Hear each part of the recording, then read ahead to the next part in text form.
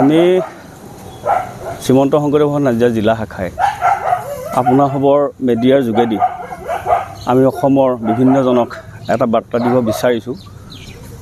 শ্ৰীমন্ত শংকৰদেৱ সংঘ অসম ৰাজ্যখনৰ প্ৰতিটো চুকে কোণে সকলোৱে জানে যে এক ধৰ্মীয়, আধ্যাত্মিক, সাংস্কৃতিক, সাহিত্যৰ এক বৃহৎ অনুষ্ঠান।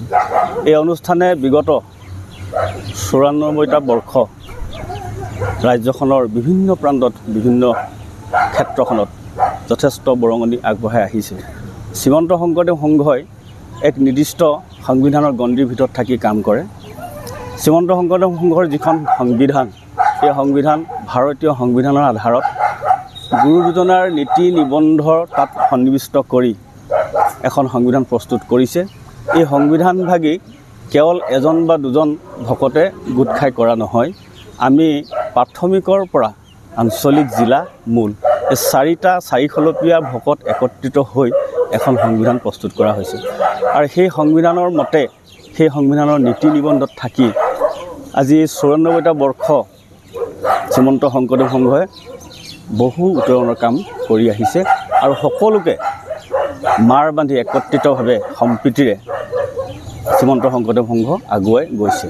আৰু শ্ৰীমন্ত শংকৰদেৱ সংঘৰ যি লক্ষ্য আৰু উদ্দেশ্য, গুৰুজনাৰ কৃষ্টি সংস্কৃতি বিশ্ব দৰবাৰলৈকে লৈ যোৱা আৰু এই ক্ষেত্ৰত প্ৰজন্মৰ অনুসৰি যি নৃত্য, গীত, নৃত্য, সাহিত্য, সংস্কৃতি দিব লাগে সেইখিনি দিছে। আৰু অসমৰ বিভিন্ন জাতি, জনগোষ্ঠী, ধৰ্ম নিৰ্বিশেষে একত্ৰিত কৰি অসমখনৰ স্বাৰ্থত, ভাষাৰ স্বাৰ্থত, অসমৰ শিল্পৰ স্বাৰ্থত কাম কৰি আহিছে। গতিকে এনে এখন সংবিধান কালি এটা অসমৰে জাতীয় অনুষ্ঠান টাইপা, সেই টাইপা অনুষ্ঠানটোৰ কেইগৰাকীমান বিষয়ববীয়া সদস্যই একত্ৰিত হৈ সংবিধানখন দাহ কৰিছে। গতিকে এই যিটো দাহ কৰিলে, এইটো যথেষ্ট ডাঙৰ অপৰাধ কৰিছে। ভাৰতীয় সংবিধানৰ ভিতৰত থাকি ভাৰতীয় নাগৰিক এজনে যিকোনো অনুষ্ঠানৰ এখন সংবিধান লুকায়েই হওক, খোলাকেই হওক, তাক দাহ কৰাটো মহা অপৰাধ। এই অপৰাধৰ আমাৰ ৰাজ্যখনৰ কাৰণে শুভ লক্ষণ কিন্তু নহয়। আমি এই শুভ লক্ষণটো নহয় বুলি ভাবিয়ে আমাৰ সমস্ত ভকত বাপ বান্ধৱ আই মিত্ৰসকলে যথেষ্ট দুখ পাইছে যে আমি যিখন সংবিধানক লৈ আজি ৯৪টা বৰ্ষ অতিক্ৰম কৰিছোঁ আৰু সকলোকে এই অসমত থকা বিভিন্ন যিমানটা আমাৰ জনগোষ্ঠী আছে সকলোকে একত্ৰিত কৰি আগবাঢ়িছোঁ। আৰু তেনে ক্ষেত্ৰত জাতীয় অনুষ্ঠান এটা জনগোষ্ঠীৰ টাইপা বোলা সেই সংগঠনটোৱে এই সংবিধানখন পুৰি ছাৰখাৰ কৰিছে, অৰ্থাৎ কুঠাৰাঘাত কৰিছে। গতিকে আমি এটা আগবাঢ়ি যোৱা ৰাজ্যখনৰ স্বাৰ্থত কাম কৰি অহা এটা অনুষ্ঠানৰ যি মুৰব্বী সংবিধান, আমাৰ এটা এই পবিত্ৰ সংবিধানখনক তেখেতলোকে অৱমাননা কৰিছে। গতিকে ইয়াৰ এটা বিচাৰ লাগে।